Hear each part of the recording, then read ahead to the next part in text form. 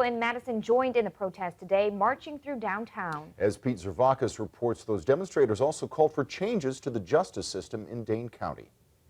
It began as a gathering in front of the county jail. We are not violent, but our feelings and our souls are on fire. But some 250 demonstrators soon took to Madison's streets.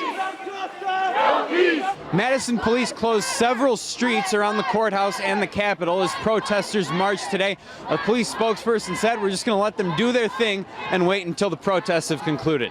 There were no incidents of violence. What you saw were the police acting not as a barrier, not as an imposition, but to foster and facilitate those First Amendment rights that we all hold true. Protesters circled the Capitol, letting it be known they view Michael Brown's shooting and the grand jury decision that followed as an injustice. Don't shoot!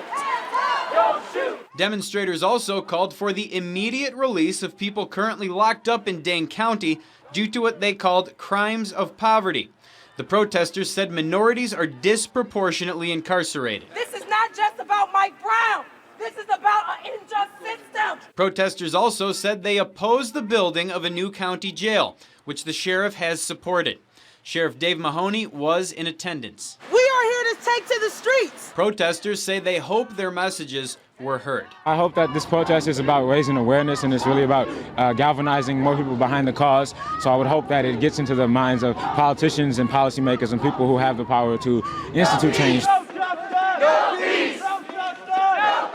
In Madison, Pete Zervakis, 27 News.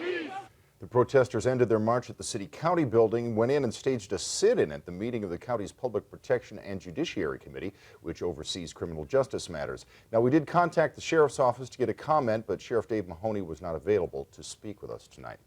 Protesters discussing inequalities in the criminal justice system cited the Race to Equity report by the Wisconsin Council on Children and Families. Now, that report showed black juveniles and adults are arrested at higher rates in Dane County than white juveniles and adults. According to this report, 64% of incarcerated juveniles in Dane County are black, and among adults, the report showed roughly 52% of those locked up in Dane County are black. For a link to the full report and a look at the numbers for yourself, visit WKOW.com.